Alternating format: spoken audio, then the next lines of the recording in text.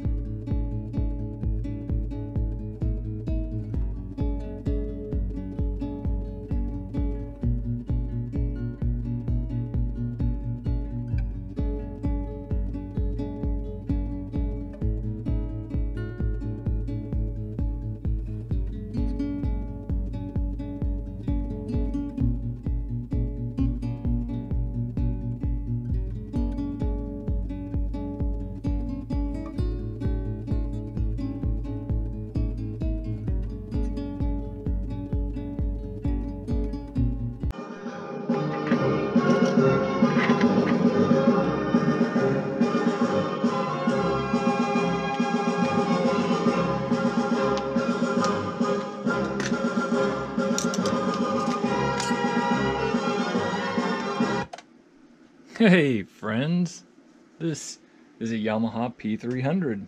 That's done. Yay. Alright, so what we had to do to this unit was bare minimum. It didn't really have anything major wrong with it, which is good. We have, let's see here, I got the, okay, dialed it in. Okay, so we de-auxed the tone control, speed control, whatever you want to call it. The lubricant in the spindle was bad, and we pulled that out. It was brown. It gels up over time, and it just gets rough. So we put some synthetic in there that doesn't necessarily go bad over time. Very good, big, good thing. Has a pretty good tone arm. Doesn't need any adjustment there. It's writing almost perfect. And then let's see here. The cartridge is a halfway decent cartridge. I remember looking it up when I got it, because that's usually the first thing I do when I get a turntable is I look up the cartridge, because the cartridge makes all the difference, right? A cheap cartridge is going to make a good turntable sound awful, and a really super good cartridge could make a bad turntable, as long as it can keep time, sound pretty good. So anyways, this is a super simple unit. It only has speeds 35, 45, viewport right here so that you can actually see the timing, and the adjustment is actually under here, which is nice. It's kind of hidden away. The cueing up and down, the cut right here, so it'll cut here in just a second. It's thinking about it. There we go.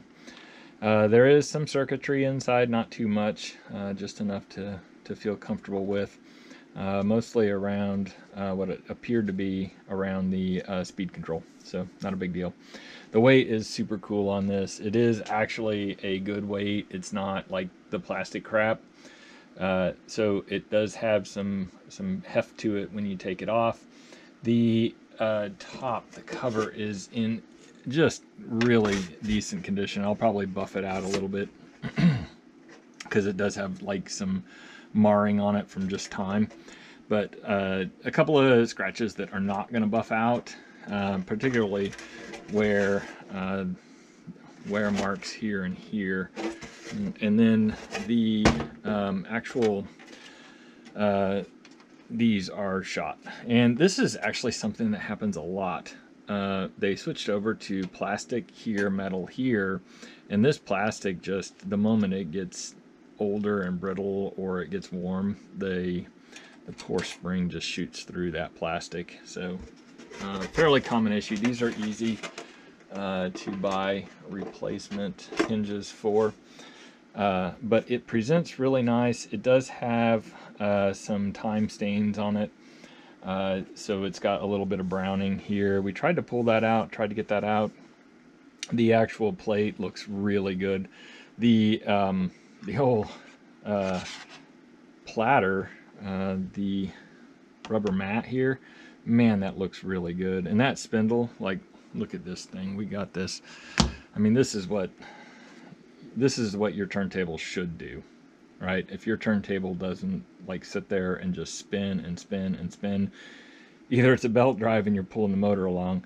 So I guess this goes for, if you're a belt drive, take your belt off and then do that. And if it just sits there and spins and spins and spins, that's really good. If you're a direct drive, turn it off and just spin it, and it should just sit here and do that. If not, take and break it down. The spindles for each of these is a little bit different. You did see in the fast forward video how I had taken and used a soldering iron, and that's what this here contraption is, if you didn't know. I used a soldering iron and I just stuck it in the hole, and I had to try it a couple of times because the first time it worked geniusly, but then I was like, well, it didn't feel right. It didn't have enough lubricant in it. So I pulled it back apart again and put some more in, and then what I'm doing when I'm resting this in that receiving end is I'm heating it up and expanding the metal.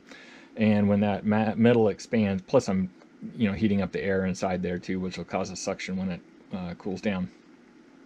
Anyways, so expanding that metal so that when I push those two pieces together, you saw in the very beginning I was having trouble getting them to come together. This is the first one where I've actually had to use this as a trick to get them to come together. Usually there's just enough play to where the air will escape and it'll create a suction once it hits the bottom and that oil expands up into the joint. Then it'll create the suction. This one was just such a fine tolerance that I had to heat it up. So anyways, that works really good if you're having trouble getting them together, because you are, I mean, you're basically creating a cylinder in there, and that pressure is enough. Be careful if you're working on one of these. This one did not have a little BB or bearing. It had a little bearing in the bottom. Some of them will have a bearing in the bottom of that spindle, and you want to make sure that that thing seats perfectly, because otherwise it's not going to seat well. So fairly obvious, huh? All right. So oh, and this one is like manual start. So set her on there. She just drops so nice and slow. It's just, this thing is just really a gem.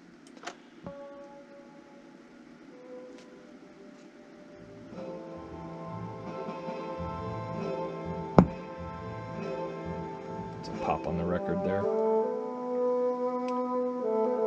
These are the cheap London records, like a dime a dozen. You find them everywhere. This one just happened to be unopened when I found it, so I was like, that'll be a great test record.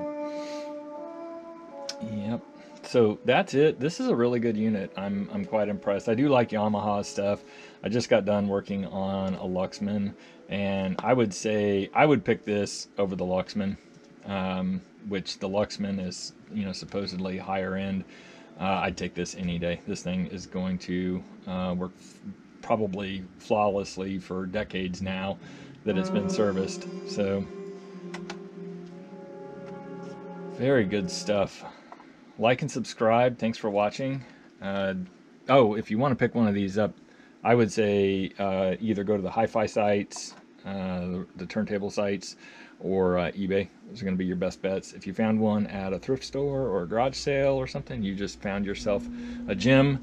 Service it the way that you just saw me service it, and you will have a very nice and reliable turntable for years and years. Thanks for watching.